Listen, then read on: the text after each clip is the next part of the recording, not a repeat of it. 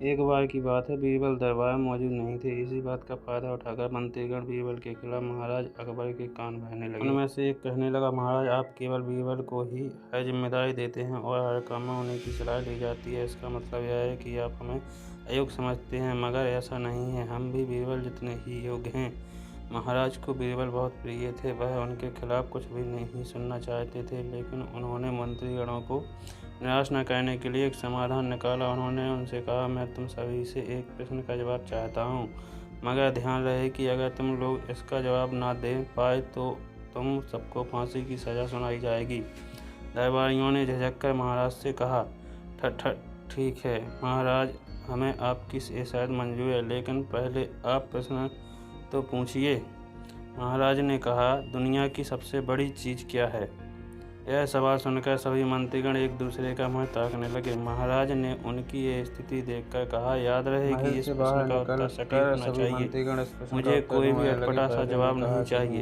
इस पर मंत्रीगणों ने राजा से इस प्रश्न का उत्तर देने के लिए कुछ दिनों की मोहलत मांगी। राजा भी इस बात के लिए तैयार हो गया और कहा कि भगवान कोई चीज़ नहीं और भूख को भी बर्दाश्त किया जा सकता है, इसलिए राजा के प्रश्न का उत्तर इन दोनों में से कोई नहीं है।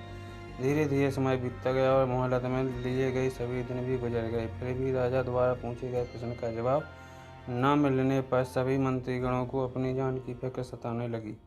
कोई अन्य उपाय न मिलने पर वो सभी बीरबल के पास पहुंचे और उन्हें अपनी पूरी कहानी सुनाई। बीरबल पहले से ही इस बात से परिचित थे। उन्होंने उनसे कहा, मैं तुम्हारी जान बचा सकता हूँ, लेकिन तुम्हें वही करना होगा जैसा मैं कहूँ। सभी बीरबल की बात पर राजा राजी हो गए। अगले ही दिन बीरबल ने एक पालकी का इंतजाम करवाया। उन्होंने 2 मंत्रीगण को पालकी उठाने का काम दिया, तीसरे से अपना हुक्का पकड़वाया और चौथे से अपने जूते उठवाए। वह स्वयं पालकी में बैठ गए। फिर उन सभी को राजा के महल की ओर चलने का इशारा कर दिया। जब सभी बीरबल को लेकर दरबार में पहुंचे तो महाराज इस मंजर को देखकर हैरान थे। इससे पहले कि वो बीरबल से कुछ पूछते, बीरबल खुद ही राजा से बोले, महाराज दुनिया की सबसे बड़ी चीज़ गरज होती है। अपनी गरज के कारण ही ये सब मेरी पालकी को उठाकर यहाँ तक ले आए हैं।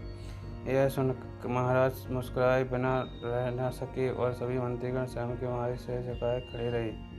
तो भाई इस कहानी से हमें यह सीख मिलती है कि हमें कभी भी किसी की योग्यता से जलना नहीं चाहिए, बल्कि उससे सीख लेकर खुद को भी बेहतर बनाने की कोशिश करनी चाहिए।